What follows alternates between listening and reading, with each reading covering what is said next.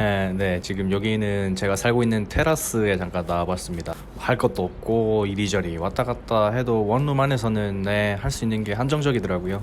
처음 이 집에 왔을 때 테라스를 탁 보고 야, 이 집이다 했었는데 벌써 이제 2달이 넘어가니까 크게 감흥이 없습니다. 지금 이제 밤 6시 30분이고요. 곧 해가 질 거기 때문에 영상을 찍다가 조금씩 어두워지는 현상을 보실 수도 있을 것 같습니다. 오늘로서 저는 이틀 정확히 48시간 동안 밖에 한 번도 나가지 않고 자가 격리를 시행을 하고 있는데요.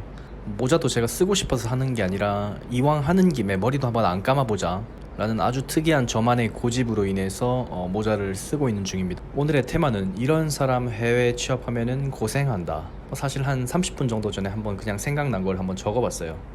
특별한 내용은 절대 없으니까 아마 공감을 하시는 부분도 있으실 테고 아니시면은 바로 패스하셔도 될 것 같습니다. 첫 번째, 가장 큰 것, 정확한 목표가 없이 해외에 왔다. 사실 지금부터 말씀드릴 대 6가지의 이유는 저에 해당하는 사항들을 바탕으로 했고 저는 하나 빼고 거의 해당을 하기 때문에 해외 취업에 그닥 적합하지 않다고 자기 분석을 해봤고요. 마지막 이유까지 적어 나가는 과정에 있어서 이것은 해외가 문제가 아니라 한국에 돌아간다 한들 이거는 큰 문제가 있다 라는 생각까지 들게 했습니다. 굉장히 절망적이었는데요. 무튼 현재 지금 거주하는 곳은 한국이 아니므로 추후에 벌어질 일은 나중에 생각을 하도록 하고 우선 현재 있는 일만 두고 생각을 해보겠습니다. 저는 지금까지 정확한 목표 없이 그 어떤 흐름에 의해서 해외에 나오게 됐는데요. 처음에는 이제 도쿄에 살 예정이었지만 그 이후에 런던과 두바이에 오게 됩니다. 지금까지 이야기는 이상한 점이 전혀 없어 보일 수도 있지만 이것이 가장 큰 리스크였던 것 같습니다. 정확한 목표가 없었다는 것과 플러스 도쿄, 런던, 두바이는 분명히 훌륭한 도시임에는 맞습니다만은 이걸 위해서 런던에 가고 싶다, 저걸 위해서 두바이에 오고 싶다가 아니라 회사에서 런던 어때, 두바이 어때 했을 때 평소에 다 알고 있는 도시에다가 막연하게 너무 좋아 보여서 선택을 했습니다. 그래서 힘들 때 분명히 뭔가를 잡을 수 있는 부분은 처음에 내가 가고 싶다는 그 열정에서 오는 것인데 그런 게 없다 보니까 겉모습만 보고 역사만 봤을 때 이 나라가 대단한 거지 하는데 결국에는 내일이든 일주일 후든 언제든지 올 수 있는 그 위기의 상황 때 이것을 잘 넘기지 못할 수도 있을 것이라는 불안감이 커진 것이죠. 두 번째, 단순 해외가 좋다고 생각해서 이것도 저에 해당하는 케이스입니다. 저는 참고로 지금까지 타이, 말레이시아, 싱가포르, 인도네시아, 오스트레일리아, 아랍에미레이트, 사우디아라비아, 카타르, 이집트, 터키, 이탈리아, 오스트레일리아,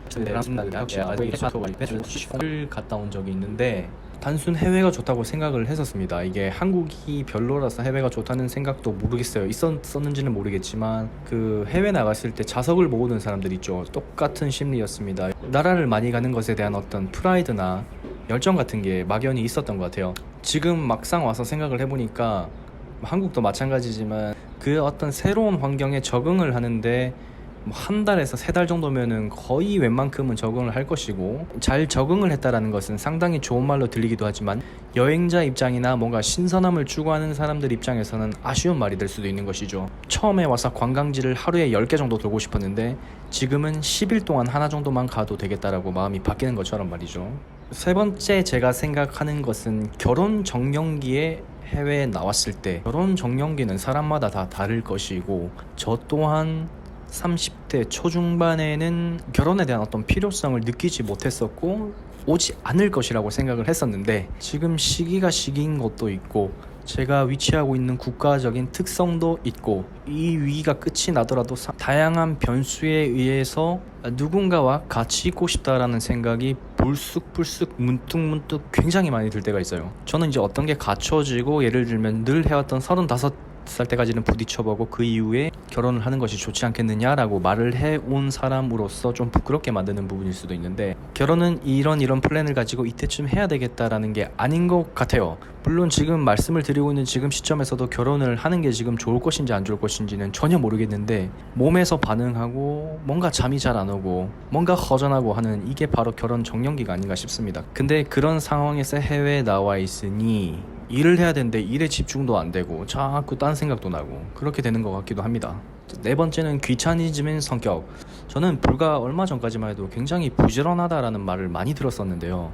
이게 한 가지 그 메커니즘이 끊기면은 패턴이 다 무너지듯이 뭔가 크게 바뀐 것은 없는 것 같은데 그 부지런함의 연결고리가 다 무너진 것 같아요.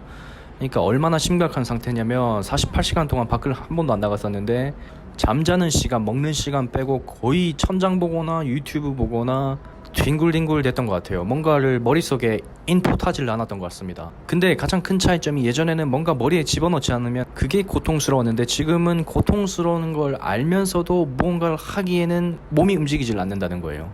자, 다섯 번째는 음식에 민감한 사람입니다. 저는 어딜 가든지 음식을 잘 먹는다고 자부할 수 있었는데요. 꽤 성공적으로 맛있게 그 나라 현지 음식을 다 즐겨 먹는 정도의 타입은 되었었습니다. 음식이 그닥 별로 안 중요하다고 생각되는 부분이 있을 수도 있는데 특히나 뭐 웬만큼 알려진 도시에서는 어느 정도 돈을 지불을 하면 국제적인 음식 코너가 있고 자기 국가의 음식을 먹을 수가 있어가지고 음식이 크게 중요한 부분이 아니라고 생각될 수도 있지만 잠자는 8시간을 빼고 깨어있는 16시간 동안에 아침, 점심, 저녁, 간식까지 포함을 하면은 매 2-3시간마다 자기 입에 무언가를 집어넣는 루틴적인 행동을 한다는 뜻이죠. 제가 유일하게 말한 지금까지 이유 중에서 저는 그나마 이 부분은 괜찮은 것 같습니다. 하지만 그렇게 주장을 하고 생각을 해왔던 저 역시도 조금만 입맛에 맞지 않은 음식을 먹게 되면 불쾌함을 느끼게 되고 한국 음식 없이 로컬 음식만으로도 1-2주를 거뜬하게 버틸 수 있었던 예전과는 달리 음식에 굉장히 영향을 받는 저를 발견하게 되었습니다. 자, 마지막으로 성공과 안정, 안정과 성공 어느 쪽을 선택할 것인가, 이 인생에 있어서 한번 도전을 해서 성공을 해볼 것이냐 아니면은 그것을 일부 포기하고 안정을 선택할 것이냐의 기로에 있을 때 또는 그 변화기에 있을 때 해외에 나와 있으면은 좀 더 고생을 하지 않나 생각을 해봅니다. 자, 1번부터 6번까지의 모든 영향들 외에도 여러 가지가 있을 수 있을 것이고 또한 해외와 국내를 구분지어서 이 이야기를 하는 것이 적합하지 않을 수도 있지만 인간은 나약한 존재라서 어제 결심했던 것에 대해서 오늘 불이행을 할 수도 있고 오늘 생각했던 믿음이 내일에 가서는 불신이 될 수도 있다고 생각을 합니다. 사실 오늘의 테마는 무언가를 여러분께 심오하게 전해드리려고 하는 것보다 속담 있죠. 빛 좋은 개살구.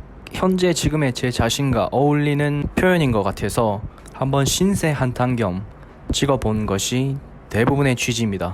조만간 1년 동안 4개의 나라를 옮겨 다녔던 썰과 두바이에 와서 3개월 동안 정착해본 썰을 합쳐서 한번 리뷰를 해볼까 했었는데요. 오늘 좀 안에서 답답하기도 하고 낮에는 덥지만 저녁에는 조금 쌀랑한 현재 날씨를 고려해서 한번 급하게 영상을 찍어봤습니다. 자, 영상 처음에 말씀드린 것처럼 어느덧 해가 저물었습니다.